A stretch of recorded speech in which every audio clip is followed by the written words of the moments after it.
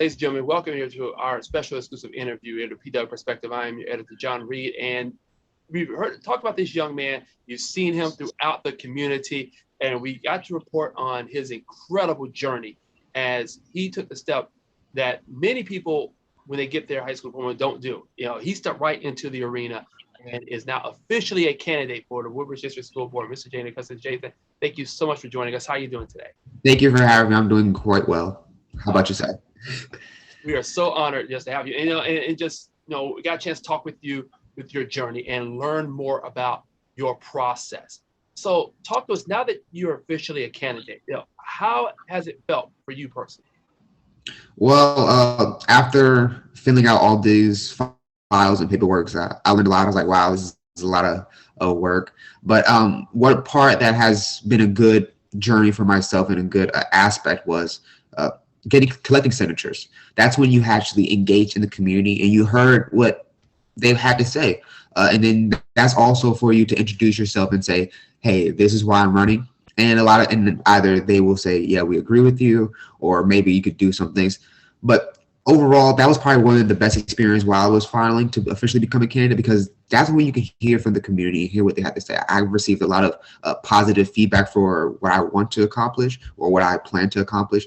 And I also heard some new ideas and concerns about the current board and a lot of things, especially a lot of people believe the board is heavily politicized, and I don't believe it should be, because at the end of the day, education and better education for our students shouldn't be politicized. So, but yeah, it's been going good so far.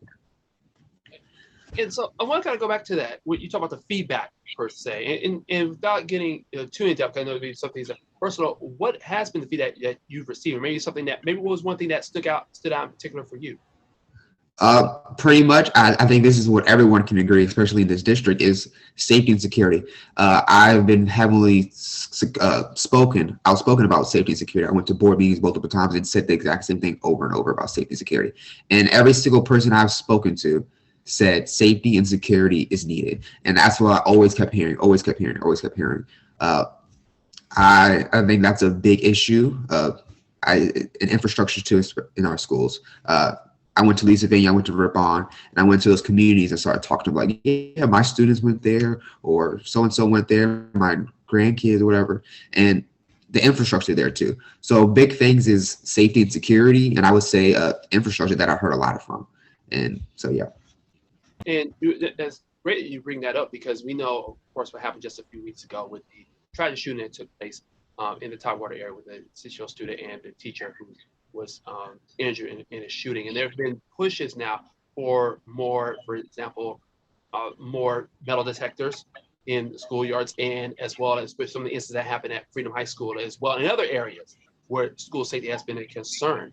And what's one of the things that you personally believe can be done to help make sure our public schools are safer?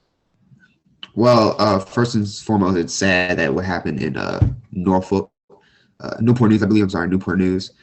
And the thing is there's always been risk inside our schools, such as, again, I recently just graduated. So there's just a lot of weapons or threats of weapons inside our schools, other contraband such as alcohol, tobacco products, and marijuana. And I said it to the board, we need metal detectors inside our schools. I know the school board is currently looking at doing things. Personally, that's great. But these issues have been happening a long time ago, and we should keep moving forward. We should have been done a long time ago. My personal opinion, we should have been happening a long time ago, but thankfully they're trying to do something now. I'm a heavily advocate of metal detectors, and a lot of people when I talk to, they say metal detectors are a great idea. But it's now we have to get into the technicals. So metal detectors only detect anything that's metal. The basic one. I'm talking about the basic one. The basic one's basic metal, And then the ones that they're looking into is this sensory and specifically target like anything that looks like a weapon. So it doesn't have to necessarily be metal, but anything that looks like a weapon, it can go off. But the thing is this, and I just thought about this after because we had a meeting, the Woodbridge chapter, and how can we combat drugs? Drugs can't go off in a metal detector. Drugs can't be detected that way, or nor same if there's a metal detector. You cannot detect drugs. I personally believe, this is just a belief I have, is we need to try to do some type of search through, X-ray, you know, the TSA they do. You put the bag keys whenever they go through. I personally believe that should be implemented. I don't know how far we can get to that, but personally, right now, our main focus should be stopping weapons from getting inside our schools, and then we can move on to the drug and alcohol problem. Because in different areas of the county, over here, it's weapons. It's not mainly a lot of drugs getting inside our schools over here. And I'm going to say real quick, when you talk about over here, you know more on for context with the eastern side, correct? Eastern side, yes. Okay.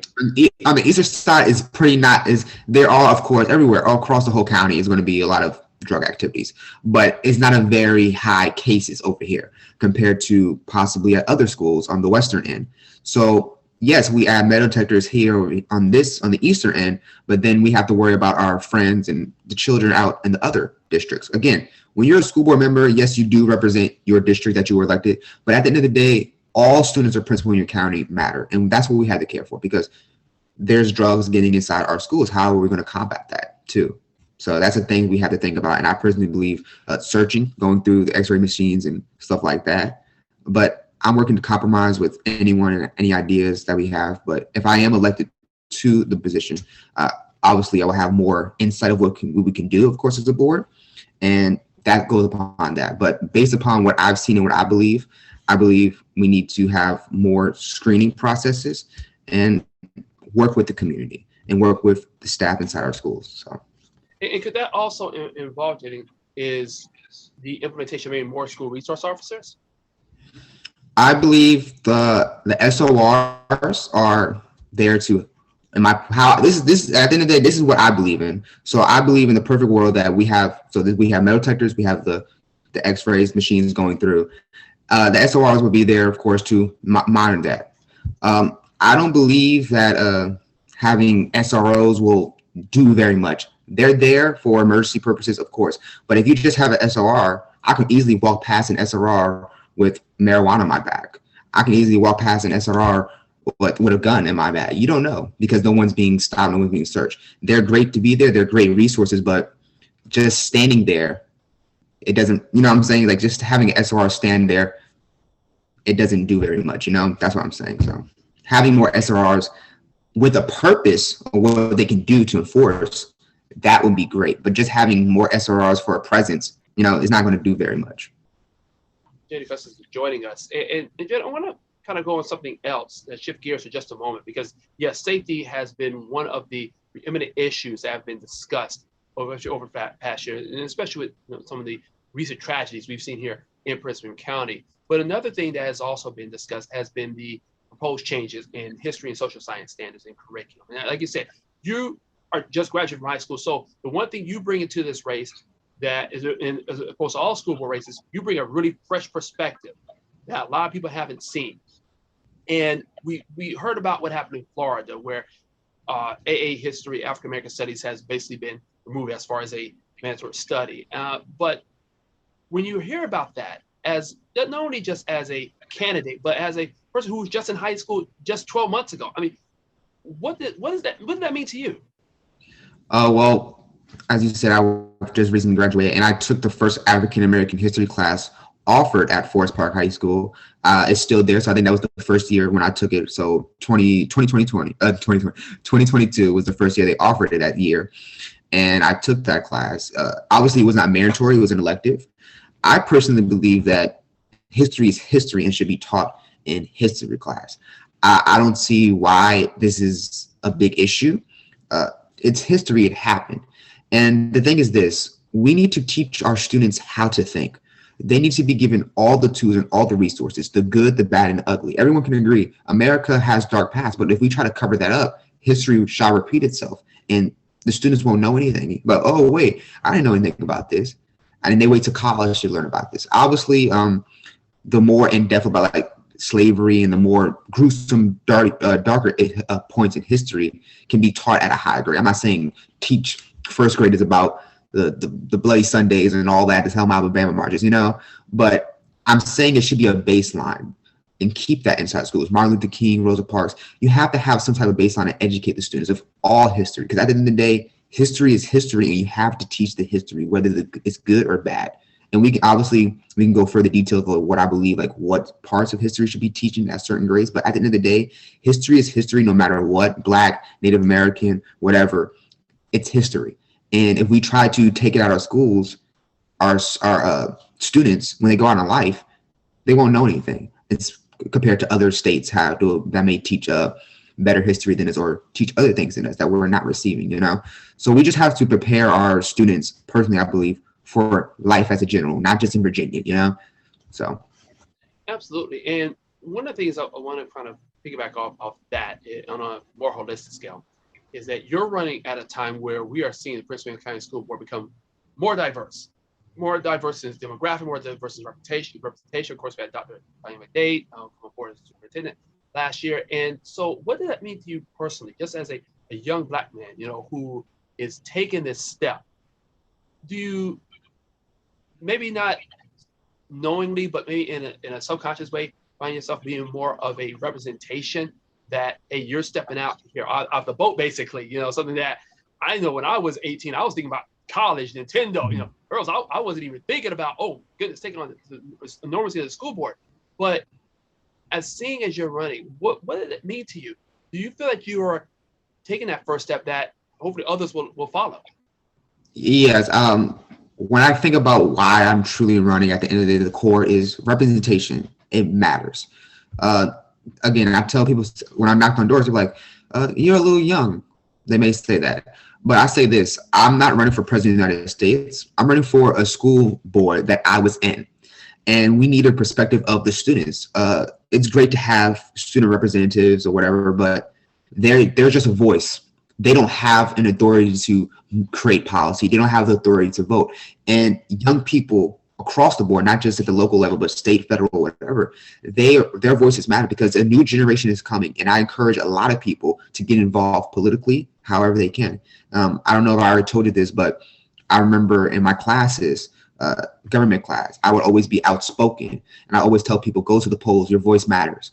And I would always be like, hey, if you don't like who's in office, then you run. And so I have to be true that I work. I can't be a hypocrite, you know, and I stand strong to that. If you believe that you can do the job better and you have the wisdom to do it, then you should do it. And again, this is for school board of a school system that I just recently graduated.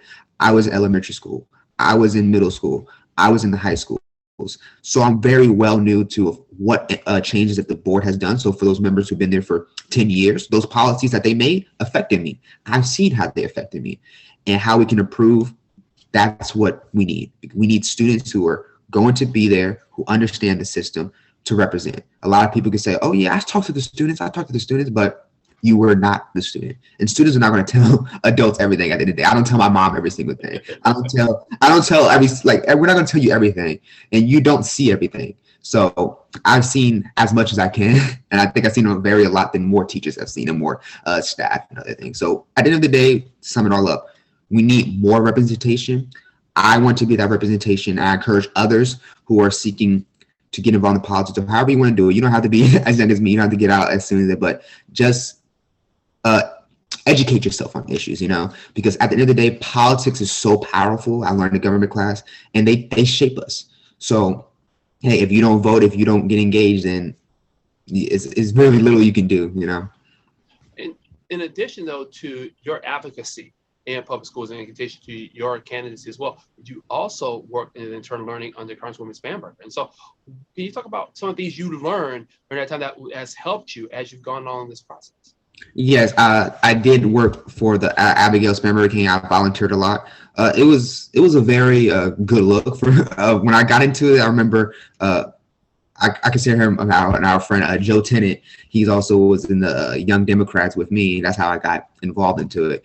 He's been very, very helpful in guiding me and telling me things. He was like, "Hey, you're actually lucky to be put in the position as a first time for congressional. You know, for a big House seat. Usually people start off as House delegates or lower races. I was jumped in helping volunteer for a campaign for a congressional district. And so I learned a lot. I saw a little bit, obviously I was not very, very deep, but at the surface level, I saw a lot of how they plan, how they cut turf, how they do everything, and how they organize and how they assemble. So it was a very,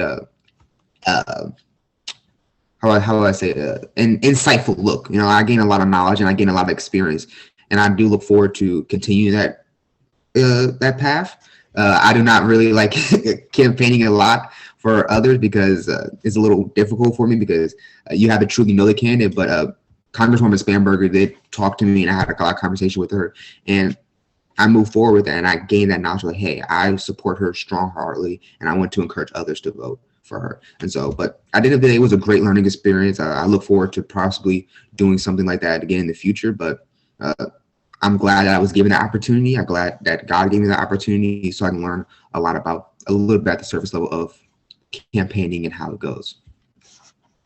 What is some of the best advice you've received? It depends on certain areas. I asked Congressman Clyburn, and I asked Congressman Hakeem Jeffries, and I said this: what advice would you give to someone who was running for office? And Congressman Clyburn said, be yourself. It was even though it was simple, it said be yourself. He just said be yourself and be true to who you are. And so I took that to heart. Just whoever you are, just be it. Don't change yourself for anything. That's how I took it. And then I asked Congressman Hakeem Jeffries. He said, you are doing great things. He said, you're in the right space. I met him at the early voting when we were handing out the ballots for early voting at the DMV. And he said, you're in the right spaces. You're doing things correctly. You're here. And he said, we need young people like you to be involved in politics. And so I took that very to heart. And that's why I want to keep pushing forward, because we do need younger people here. And yeah, so I think those two are very big advice. And every time I wake up and I continue working this campaign, be yourself, and we need people like you. And from men like that who have served their country greatly, especially Representative Hakeem Jeffries, who I had to meet because he was a representative of the district I lived in growing up in New York. So I had to meet him and get that conversation. Was great. So I take their words very heavily. That's a great advice. I got to say this too, and when you have someone like Representative Jeffries, and as well as Representative Clyburn say that, and because we both know, as just as black men, sometimes we have to feel that there's this, well, we can't be ourselves, we can't unapologetically be ourselves when we're in the social structure, and for you to know that at such a young age, I mean, that has to be very refreshing. That that you can feel comfortable being who you are, and that you don't have to, well, I have to be wherever around certain people, I have to be this way, or I have to be this way. I can be unapologetically me. And so I imagine that has to be very encouraging for you. Yes, it does. Because I remember Representative Clyburn, he was from South Carolina, and from a very hard time. He's an African-American male trying to work his way up in the political system. And he faced a lot. I remember I asked him, I said, what are some of your challenges you face? He said, I face it all. But he said, be yourself and be true to who you are. And I take that very vividly, because the people in politics, they will probably try to change for the wrong reasons. And because I believe that's how the political system is. And that's what some people in the party have told me or suggested. But when we have young candidates like myself and other people who want to change the system can be way better and way more improved. So it was an honor and a privilege to actually have this conversation with them and learn so much, because those simple words, those few 2 minutes or whatever time I had with them are very heavy, because they've done it. They went through it. And we need more people like them who are going to try to encourage others and step aside and make way for the younger generation. Because when they're gone, who's left? We are. And so we have to get ready and prepare for that. Absolutely. And we're going to bring it home with this and kind of flesh out the next few months. What does that look like for Jaylen Custis' candidacy? What does it look like from there into what hopefully becomes the finish line in November? What is it like for you? So currently, we have to, the way the system is, we have to raise a lot of money. So that's what I'm trying to do, trying to raise as much money as I can. After that, create literature and pass out things and talk to the community and go out in the community and be at as many events as I can and hear what the constituents of the Woodbridge District have to say. Because at the end of the day, I know personally, as a voter, I want to hear from my representative, even if I'm not, I'm lucky, but I want to hear from my representative. And a lot of people, when I knocked on their doors, they were so glad that, hey, because I said, hi, I need signature for Jaylen Custis. I'm Jaylen Custis. They're like, oh, you're the candidate? I was like, yes, I am the candidate. And they were like, that's great. I'm so glad that you personally came. They love that touch, that when the candidate personally comes and talks to them. And so yeah, I'm just working away there. Again, there are guides out there, but at the end of the day, I've been hearing this a lot. It's your campaign. There's technically no right way to do it. There's so many routes and avenues on how to do it. But so I'm just going, honestly, I'm a person to go with the flow. However it goes, gain money, talk, host events, or however I want to do that. So, but it's the set, what I want to do is make sure that fundraise, hand out literature, talk to voters, and that's it. But that's the main goal. But at the end of the day, is life. We don't know what can go right and left, and what I've been learning is politics change like this. So you just got to be ready. You just got to be able to adapt, and that's what I'm here to do, and that's why I'm running. We need people who can adapt quick, and that's why because I have the energy to do it. That's what a lot of people say. They say, Jaylen, you have the energy. You're young. That's the best thing that a lot of these kids don't have. You have time on your side.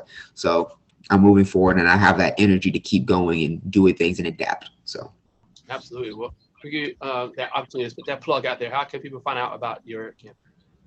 Well, they can follow me on my Instagram, Jaylen Custis, or you just simply look me up, and then on my Twitter, Custis_Jaylen, and you can email me at Custis4, the number 4, school board, and I'm going to be updating my social medias and all that stuff, so you can there's gonna be a link tree, so you can just follow all my stuff and all that information, especially with my donations and stuff like that. So.